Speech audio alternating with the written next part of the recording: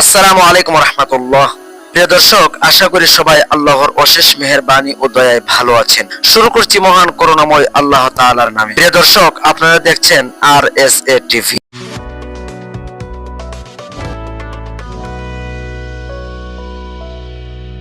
আমরা এর আগের ঘটনায় বর্ণনা করেছিলাম হযরত ইদ্রিস আলাইহিস সালামের জীবনী নিয়ে। হযরত ইদ্রিস আলাইহিস সালাম বিজ্ঞান ও দার্শনিকদের দৃষ্টিতে কেমন ছিলেন? আল্লামা জামালউদ্দিন কুতুফি রহমতুল্লাহি আলাইহি তার তারিখুল হুকুমা নামক কিতাবে বর্ণনা করেন, হযরত ইদ্রিস আলাইহিস সালাম সম্পর্কে মুফাসসিরগণ ও ঐতিহাসিক ও কাহিনীকাররা যা বলেছেন তা সর্বজন বিদিত, তাই এর পুনরাবৃত্তি কোনো দরকার নেই। অবশ্য বিজ্ঞজন ও দার্শনিকরা তার সম্পর্কে বিশেষভাবে যা বলেছেন তা এখানে উদ্ধৃত করা গেল। হযরত ইদ্রিস আলাইহিস সালামের জন্মস্থান ও লালন পালন স্থান কোথায় ছিল, তিনি নবুয়ত লাভের পূর্বে কার কাছে শিক্ষা গ্রহণ করতেন, বিজ্ঞজন ও দার্শনিকরা এই সব প্রশ্নের উত্তরে ভিন্ন ভিন্ন কথা ব্যক্ত করেছেন। এক দলের মতামত হলো তার নাম ছিল হারমাস আল হারমাসা। তিনি মিশরের মানফ নামক পল্লীতে জন্মগ্রহণ করেন। গ্রিক ভাষায় হারমানাসকে আরমিস বলা হয়। আরমিস অর্থ হলো আতারুত। অপর এক দলের মতামত হলো তার নাম গ্রিক ভাষায় তারমিস, ইব্রানি ভাষায় খানুক এবং আরবি ভাষায় আখনুক। আর পবিত্র কোরআনে তার বর্ণনা করা হয়েছে ইদ্রিস নামে। এদের মতে তার উস্তাদের নাম ছিল গোসাজিমুন বা আগোসাজিমুন মিশরি। গোসাজিমুন সম্পর্কে তারা অতি সংক্ষেপে যা বলেছেন তা হলো তিনি গ্রিক বা মিশরের একজন নবী ছিলেন। দিগন্ত এই দল গোসাজিমুনকে দ্বিতীয় আদ্রিন এবং হযরত ইদ্রিস আলাইহিস সালামকে তৃতীয় আদ্রিন উপাধিতে ভূষিত করেন। গোসাজিমুনে এর অর্থ হচ্ছে অতি ভাগ্যবান তথা অতি পূর্ণবান। এরা এও বলে থাকেন হরমিস মিশর থেকে বের হয়ে সমগ্র বিশ্বে ঘুরে বেড়ান এবং পুনরায় যখন মিশরে প্রত্যাবর্তন করেন তখন 82 বছরে আল্লাহ তাআলা তাকে উঠিয়ে নেন। এই ব্যাপারে অন্য একটি তৃতীয় দলের মতামত হলো ইদ্রিস বেবিলিন জন্মগ্রহণ করেন এবং সেখানে লালিত পালিত হন। প্রথম জীবনে তিনি হযরত শীস আলাইহিস সালাম বিন আদমের কাছে শিক্ষা গ্রহণ করেন। বিখ্যাত তর্ক শাস্ত্রবিদ আল্লামা শাহস্তানি বলেন আগোসাবিসুন হচ্ছে হযরত শীস আলাইহিস সালাম এরই নাম। যাই হোক, হযরত ইদ্রিস আলাইহিস সালাম যখন প্রাপ্ত বয়স হন তখন আল্লাহ তাআলা তাকে নবুয়তে ভূষিত করেন। তা থেকে তিনি দুষ্কৃতকারী ও পথভ্রষ্টদের মধ্যে আল্লাহর দ্বীন প্রচারের দাওয়াত আরম্ভ করেন। কিন্তু ফিতনাবাজরা তার কথায় কান দেয়নি। তারা হযরত আদম ও শীসের শরীয়তের চরম বিরোধিতা করতে থাকে। অবশ্য তাদের মধ্য থেকে একটি ক্ষুদ্র দল ইসলাম কবুল করেন। এ পরিস্থিতি লক্ষ্য করে হযরত ইদ্রিস আলাইহিস সালাম নিজের লোকদেরকে নিয়ে হিজরত করার জন্য মনস্থ করেন, কিন্তু তার অনুসারীদের কাছে স্বদেশ ত্যাগ করা খুব অসহ্যকর মনে হলো। তারা রাজি হলো না। তারা বলতে লাগলো, বেবিলনের মতো একটি দেশ আমরা পাবো কোথায়? হযরত ইদ্রিস আলাইহিস সালাম তাদেরকে সান্ত্বনা দিয়ে বললেন, যদি তোমরা আল্লাহর রাস্তায় এ কষ্ট বরণ করে নাও তবে তিনি তার অপার করুণা দ্বারা তোমাদেরকে উৎকৃষ্ট বিনিময়ে প্রদান করবেন, শ্রেষ্ঠ উপহার দিবেন।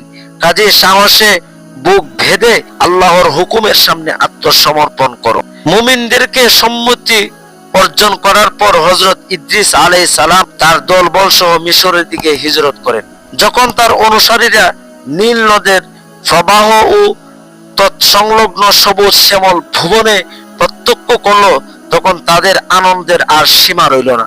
হযরত ইদ্রিস আলাইহিস সালাম তখন বলে উঠলেন, বাবিল ইউন তোমাদের বেবিলনের মতো সবুজ শ্যামল এ ভুবন। অতঃপর তিনি একটি উৎকৃষ্ট স্থান নির্বাচন করে নীল নদের তীরে বসতি স্থাপন করেন বা বাড়িঘর করেন। হযরত ইদ্রিস আলাইহিস সালামের এ বাক্য বাবিলিয়ন এমন ভাবে খ্যাতি অর্জন করে আরব ছাড়া অপর প্রাচীন জনগোষ্ঠীর অধিবাসীরা এ ভূখণ্ডকে বাবিলিয়ন নামে চিহ্নিত করতে থাকে। অবশ্য আরবরা একে মিশর বলে।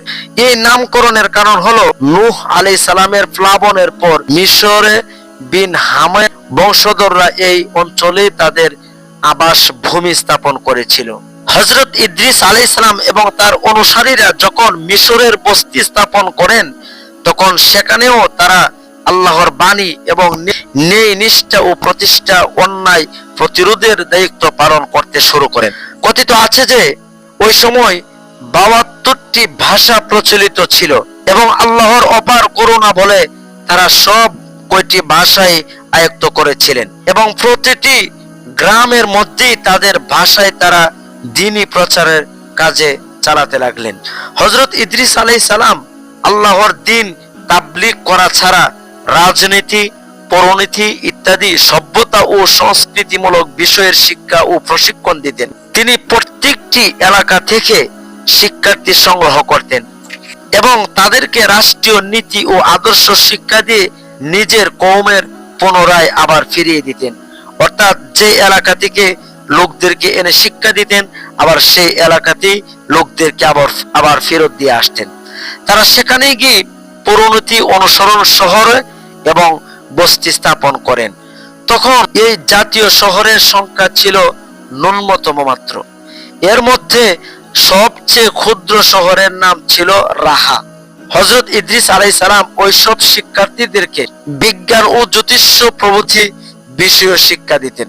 হযরত ইদ্রিস আলাইহিস সালাম হচ্ছেন প্রথম ব্যক্তি যিনি বিজ্ঞান ও জ্যোতিষী শিক্ষার সূচনা করেন, কেননা আল্লাহ তাআলা তাকে আকাশসমূহ ও সেসবের গঠন প্রকৃতি, গ্রহ নক্ষত্র ও সেসবের পরস্পর মিলন বিচ্ছেদ ও আকর্ষণ বিকর্ষণের রহস্যাদি ও হেতু সমূহ শিক্ষা দিয়েছিলেন। আল্লাহ তাআলা তাকে গণিত শাস্ত্রের এলমও দান করেছিলেন। সুবহানাল্লাহ। হযরত ইদ্রিস আলাইহিস সালাম বিভিন্ন জাতি বা কওম জনগোষ্ঠীর জন্য তাদের অবস্থা ও পরিবেশ অনুযায়ী বিধি বিধান নির্ধারণ করেন এবং সমগ্র ভূখণ্ডকে 4টি প্রশাসনিক বিভাগে বিন্যাস করে প্রতিটি বিভাগের জন্য একজন করে শাসনকর্তা নিয়োগ করেন, যারা নিজের অধীনস্থ বংশের শাসন পরিচালনার জন্য সম্পূর্ণরূপে দায়ী ছিলেন। আর ওই 4 জন শাসকের প্রতিটি হুকুম ছিল ওহী ও ইলাহির মাধ্যমে প্রাপ্ত শরীয়তের বিধানকে সব বিধি বিধানের ঊর্ধ্বে স্থান দিতে হবে। হযরত ইদ্রিস আলাইহিস সালাম কর্তৃক নিয়োগের প্রথম 4 জন শাসক বা বাদশাহ নাম ছিল ইলাউস, দ্বিতীয় হচ্ছে জুস, তৃতীয় হচ্ছে সাকলিবুস, চতুর্থ হচ্ছে বাসিলুস। প্রিয় দর্শক, আমরা হযরত ইদ্রিস আলাইহিস সালামের জীবন কাহিনী বর্ণনা করছি। আমাদের এই চ্যানেলে একমাত্র ইসলাম প্রচারের কাজে আমাদের এই চ্যানেলটি নিয়োজিত। তাই নবী রাসূলদের এরকম শিক্ষণীয় ঘটনা শুনতে আমাদের চ্যানেলের পাশে থাকবেন।